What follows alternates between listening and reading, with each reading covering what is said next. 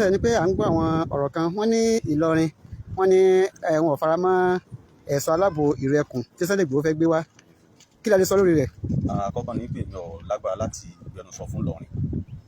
bàbá ọba Ìlọrin àbáwọn tí wọ́n bá yàn àwọn ni wọ́n ní agbára àmọ́ gẹ́gẹ́ bí foundation títí wa tó ṣe pé àṣà àti àládà Ìlọrin náà làá fẹ́ máa protect lọ́dọ̀ títí wa àwa náà faramọ́ àfaramọ́ a sì padà gbé jáde láìpẹ́ pé àfaramọ́ and then yes àwọn ojú wo lẹ fi wò àti pé kí ló dé tẹ̀ fi faramọ́ lójú ojú tí àwa fi wò àkọ́kọ́ ni wípé ẹni tó dá ìwé ọkùnrin lẹ̀ ẹni tí gbogbo ayé mọ̀ pé divisionist ni ẹni tí tó sà ń sọ̀rọ̀ nípa bí wọ́n sì kọ́ Nàìjíríà òun ló ń champion Yorùbá nation Yorùbá yìí ti mọ̀ yẹn it's no more a secret pé Sunday Igboho òun ló ń champion Yorùbá nation so bóòlù la nílò àwọn àti fẹ́ trust rẹ̀ and Yorùbá nation gbà yẹn gbogbo àwọn activities wọn wọ́n ní pé wọ́n láwọn ń bọ̀ wá ìjákì lọ́rin àwọn kògùn bọ̀ wá àwọn fẹ́ wá yọba lọ́rin so ń pa wá lẹ́rìn tó nígbàgbọ́ ní confidence nínú the so called Yorùbá ẹkùn àti ẹni tó dálẹ̀ so that is our position as members of Ìlọrin Heritage Preservation Foundation mo bẹ́ẹ̀ mo sọ lẹ́ẹ̀kan a sọ̀rọ̀ fún Ìlọrin à ń sọ̀rọ̀ fún foundation àti títí wa táwa ń sojú pé position títí wa o a sì padà gbé jáde a sì ṣègbésẹ̀ tó bá yẹ ká sí Yorùbá ẹkùn àtẹni tó dálẹ̀ àfẹ́ wọn nílọrin àfẹ́ wọn Kwara. nígbà tó jẹ́ pé ó ti wá láti ti tẹ́ pé Ìlọrin gan-an ti ṣe ìfilọ́lẹ̀ rẹ̀ báyìí nǹkan. Kò dí wa lọ́wọ́ láti ṣègbésẹ̀ títí wa kò dí wa lọ́wọ́ láti ṣègbésẹ̀ tá a bá fẹ́ ṣe because èyí táwa fẹ́ ṣe òun ni wípé ká find out ṣé ìjọba ti fún ní license ní Kwara lọ́kàn wa wọ́n lè máa lọ sí ogun tí wọ́n bá fẹ́ ṣe ní Ọ̀yọ́ tó ti wá àbí South West but ní Kwara ti ti wá yìí agenda divisionist wọn yẹn ní náà ní objective wọn ojú tá a fi ń wò nù tó ti yé ìmọ̀ ní gbogbo Ọ̀yọ́ wọ́n profile àwọn Fúlàní àwọn Haúsá gbogbo alárí gbogbo ìmọ̀ tí wọ́n hàn wọ́n ìjọba sì dákẹ́ so tíjọba ọba wa fẹ́ crisis ní Kwara State kí wọ́n tètè lé wọn padà síbi tí wọ́n ti wá because ní Ìlọrin here we are going to protect ourselves.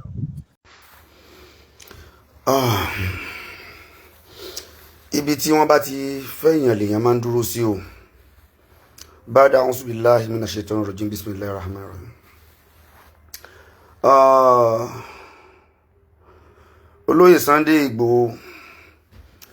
ẹ kú iṣẹ́ takuntakun Ọlọ́run ọba lọ́ba tí wọ́n pín ẹ̀dá lérí bó tiẹ̀ jẹ́ pé àwọn kan lẹ́yìn ya fíìmù ni fíìmù tẹ́ẹ̀dẹ̀ ń yà yẹn tẹ́ wa lọ́rùn ẹ máa yà lọ bẹ́ẹ̀ àwọn tí wọ́n sọ lánàá pé ẹ̀ ń ya fíìmù àwọn ò tí ì rí fíìmù kankan táwọn yà àwọn ò tí ì rí fíìmù kankan yà ṣùgbọ́n wọ́n lè máa gbégi oró káàkiri ayé àwọn ò rí fíìmù yà Igboho gbogbo ayé ní kí yín o Olóyè Sunday Igboho gbogbo ayé pákọ́tá ló ń kí yín fídíò tí mo fẹ́ sí láàárọ̀ yìí lórí ọ̀rọ̀ ìlú Kwara ló jẹ́ kí n wá láti wá ṣe fídíò yìí gbogbo àwọn abúlé tó ti tú nílùú Kwara ó lé ní 5 ṣùgbọ́n àwọn abúlé tó tú yìí sí àwọn abúlé Fúlàní ni wọ́n ní àbí àwọn abúlé Yorùbá a lè pè wọ́n nílùú àwọn ìlú tó tú ní under Kwara State Government àwọn ìlú yìí ṣé àwọn Fúlàní ni wọ́n ń gbé náà ìlú yẹn ni àbí àwọn ọmọ aládé ọmọ Yorùbá mi mọ̀ wí kò jẹ́ kẹ́ ẹ máa gbọ́ ṣe rí wọ́n ní tí náà ọ̀bá láwo kò ní gòkè odò gbogbo ìkọlù tó ṣẹlẹ̀ ní Kwara State bódẹ̀ ṣe jẹ́ káàkiri gbogbo ibi tí ìkọlù ti ń ṣẹlẹ̀ ló ti rí bẹ́ẹ̀ o gbogbo ìkọlù tó ṣẹlẹ̀ ní Kwara State ó lọ́wọ́ àwọn ará ilé nínú ó dẹ̀ wà political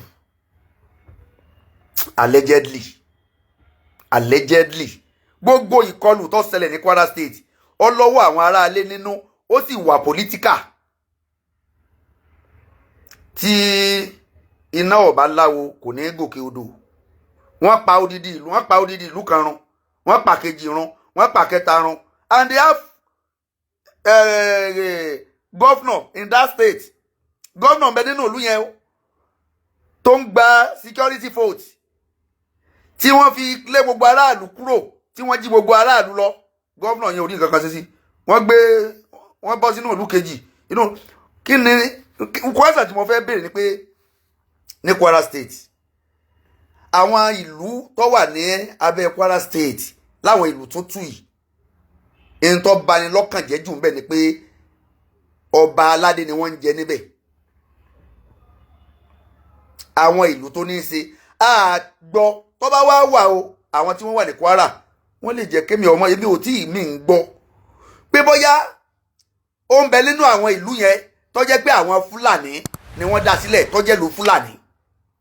lọ́dà Kwara State. Gbogbo àwọn ìlú tí ó tú tó tú yányán wọ́n gbé ọba mi lọ wọ́n rà ọba mi ọba mi wọ́n padànù. Ó jẹ́ pé àwọn ìlú tó jẹ́ pé ọba aládé ló ń darí rẹ̀ ó ní gbogbo àwọn ìṣẹ̀lẹ̀ àwọn ìlú tíṣẹ̀lẹ̀ ti ṣẹlẹ̀. Ìjọba Kwara ò sì rí nǹkan kan sí up to this moment.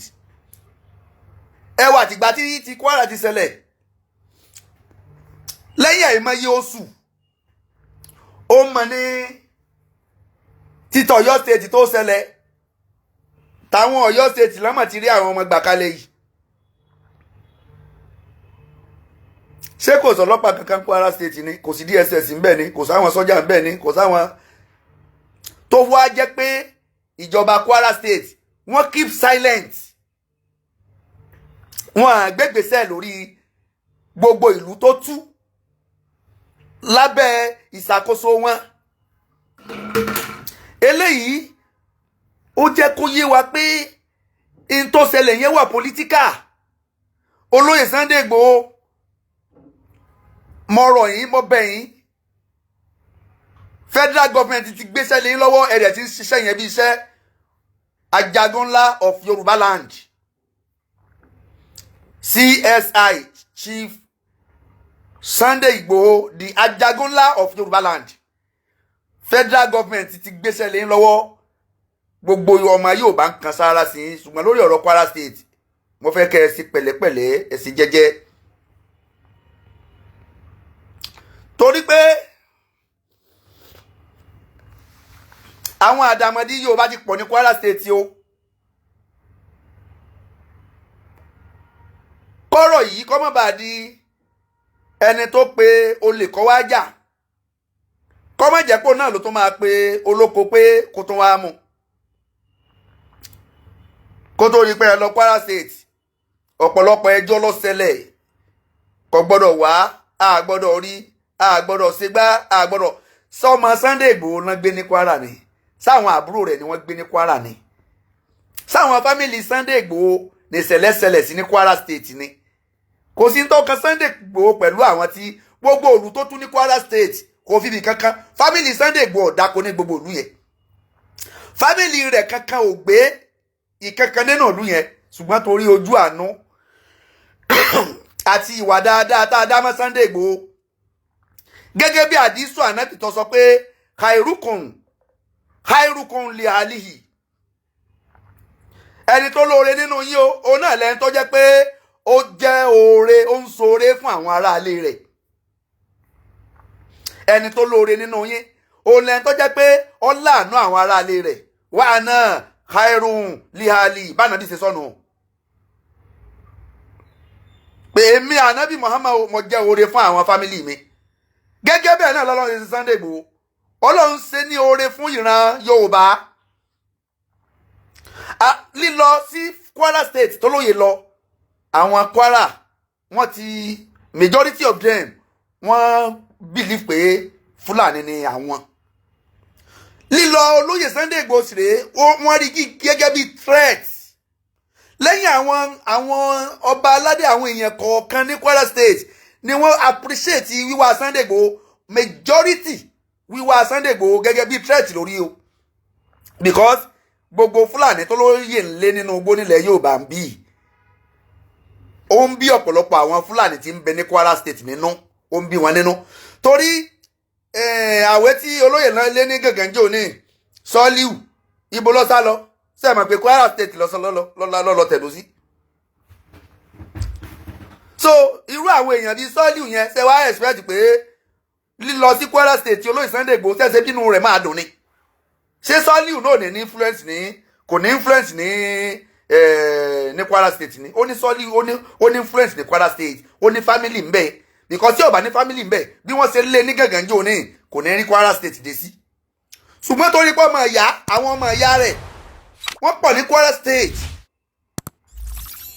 wọ́n wẹ́kọ̀ ọmọ ẹ̀ ní pé máa bọ̀ so irú Kwara State yẹn lolóyè wa lọ láti lọ rescue pé gbogbo òru tó tù yìí o a ní láti lé àwọn bandit gbogbo Fúlàní ká máa là gbogbo Fúlàní kọ́ ni bandit o gbogbo Fúlàní kọ́ ló ń dà lúrú o gbogbo Fúlàní kọ́ ló ń terrorize o ṣùgbọ́n àwọn tí wọ́n ń dà lúrú tí wọ́n ń jiyàn gbé tí wọ́n ń bàlú jẹ́ tí wọ́n àjẹ́ káwọn àgbẹ̀ ó sinmi we have to chase them away. A gbọ́dọ̀ lé wọn láàrin àwọn alábọ̀dé ń bẹ láàrin àwa tá a jẹ́ Yorùbá náà tí wọ́n ń collude àbí kò láì ṣẹ̀dẹ̀ ní èyí ìkànnà méjèèjì pẹ̀lú àwọn abàlújẹ́ yìí ẹwà àwọn tí wọ́n mú ní àwọn tó ń jẹ́ agbódegbà fún àwọn tí wọ́n ṣiṣẹ́ títí Ògbómọ̀ṣọ́ yìí Yorùbá ń bẹ́nu wọn náà Yorùbá ń bẹ́nu wọn àwọn tí ń gbénu igbó tí wọ́n ń hùwà àbàjẹ́ àwọn lolóyè wà after kì í ṣe gbogbo Fúlàní àwọn Fúlàní tí ń gbé láàrin wa peacefully a ní wàhálà pẹ̀lú wọn ọ̀rẹ́ wa ni wọ́n èèyàn wa ni wọ́n tó bá ti lópin ìgbà tó bá ti ń gbé lálàáfíà pẹ̀lú wa Yorùbá lọ́wọ́ accommodative jù láyé a máa ń gba àlejò a sì máa ń gba àwọn èèyàn mọ́ra púpọ̀ Yorùbá ò bẹ́ni kankan lọ́ta ẹ wo inú rẹ lólóyè báyìí olóyè Sunday Igboho Ajagunla of Yorùbá land inú rẹ ló bá lọ sí Kwara State o ó kò bẹ̀ tán ó ní government Kwara State government ni wọ́n sọ fún pé ni wọ́n kìlọ̀ fún gbogbo àwọn lọ́balọ́ba tí ń bẹ ní Kwara State pé ẹ̀yin ọba Yorùbá yìí tẹ́ ẹ bá tún anybody tó bá tún gbàlejò olóyè Sunday Igboho nù yín yóò ó máa rí wàhálà ẹ̀yin náà ẹ wò ṣe é rí pé ìṣẹ̀lẹ̀ tí ń ṣẹlẹ̀ ní Kwara State ọlọ́wọ́nú. This is Oodua TV Watch. Don't forget to subscribe, comment your opinion, like, comment and share so that other people can get access to what you enjoy on our channel. Thank you. We love you.